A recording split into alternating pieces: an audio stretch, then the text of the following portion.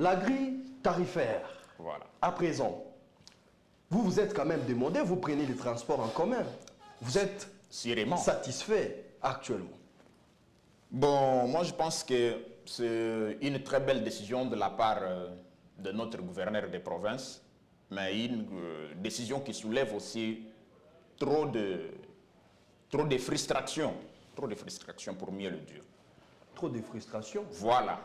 Pourquoi je dis trop de frustration? C'est parce que j'ai vu l'arrêté du gouverneur qui parle de la structuration ou de la grille tarifaire, comme vous venez de le dire, mais sur le terrain, nous constatons le contraire. Je viens, avant d'arriver ici sur votre plateau, je suis passé par Huileri. De Huileri, je suis passé vers Rond-Point Ngaba pour chuter ici chez vous. Mais en tout cas, ce qui a été dit, ou soit communiqué via cet arrêté qui nous est balancé tous dans les réseaux sociaux, je me rends compte du contraire.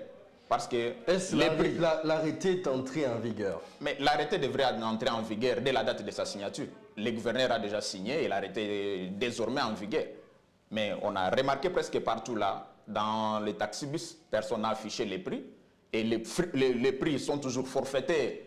Vous partez de Huileri vers Rond-Point Ngaba, au lieu de payer peut-être 2500, non, 1500 francs qu'ils ont écrit sur la grille tarifaire. Mais on vous demande par contrainte de payer 2000 francs ou soit 2500. Et tout dépend d'un chauffeur à l'autre.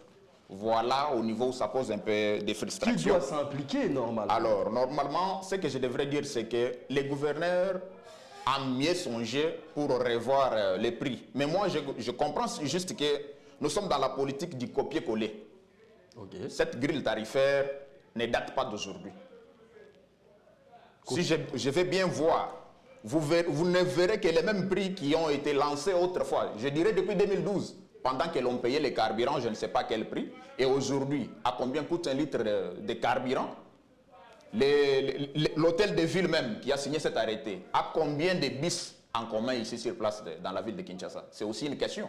Parce que lorsque vous imposez aux particuliers certains prix qui vous semblent bons selon vous, parce qu'on doit pas se valer la face, on doit dire certaines choses clairement. Vous avez dicté vos prix, d'accord, on est d'accord. Mais vous-même déjà, pour concurrencer les marchés sur place, qu'est-ce que vous avez mis en place? Parce que du temps du gouverneur honoraire André Kimbutsa, on avait des bis New Transkin. On pouvait se dire, avec ça, que les particuliers veulent ou pas. Vous avez déjà circulé. Peut-être que l'hôtel de ville a déjà ses propres bus. Moi, je n'ai pas. Peut-être que c'est une information que vous venez de me donner ici, mais moi, je n'ai aucune information allant en ce sens-là pour dire que l'hôtel de ville a déjà payé même des bus qui sont en circulation ici. Outre les transports que nous voyons déjà, d'autres transports dans un état de délabrement avancé. Parce que vous-même, vous savez le constater. Il y a eu même un incendie récemment ici à l'entrepôt de transport. Ce qui a suscité encore trop de frustration. On ne sait pas c'était causé à quoi. Comme chez nous, on est habitué à ouvrir une enquête pour ne pas la clôturer.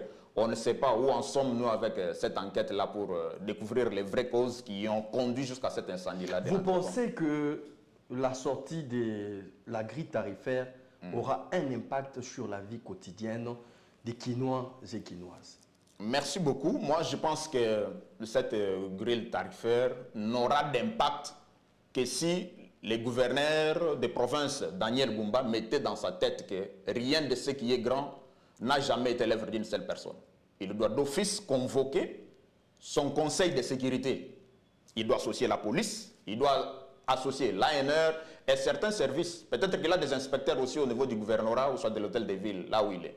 Il doit les associer et c'est ces gens-là qui doivent descendre sur le terrain, s'enquérir de la situation. Parce que la loi, elle est loi lorsque elle est contraignante, elle a des sanctions. Et les sanctions doivent être vues sur place ou sur les lieux. Les agents doivent descendre dans des arrêts de bus pour s'enquérir de la vraie version de ce qui se passe. Des fois, vous avez dit, vous vous limitez dans vos bureaux climatisés. D'accord, on est d'accord avec vous. Mais est-ce que vous vous êtes rendu sur le terrain pour vous enquérir de la situation et savoir si réellement ce que vous avez dicté de par votre arrêté est exécuté? Point d'interrogation. Alors, il devrait comprendre que rien de ce qui est grand n'a jamais été l'œuvre d'une seule personne, dans le sens qu'il doit associer ces services-là, la police, l'ANR, ainsi que ces services de suivi. Enfin que moi, je pense que la population doit également s'impliquer, non? La population qui intègre également les chauffeurs. Vous et moi, nous vivons à Kinshasa, nous savons les contraintes. Il suffit que je sorte d'ici, je suis au niveau de la 7e mairie, et qu'il y a une pluie qui menace. Un chauffeur qui vient de n'importe où peut nous taxer forfaitairement là en disant non, pour vous prendre ici, peut-être jusqu'à Zando ou soit jusqu'au niveau du boulevard, je vous demande 3 000 ou 3 500. Et tant qu'il n'y a pas ces agents-là, soit du gouvernorat, soit de la police, qui peuvent imposer à ces chauffeurs-là de revoir ces prix, nous serons obligés de payer. Mais Monsieur Mata, vous pensez que la police doit être presque partout pour surveiller, il y a pas... contrôler, soit il faut qu'il ait une conscience. Il faut qu'il ait une conscience.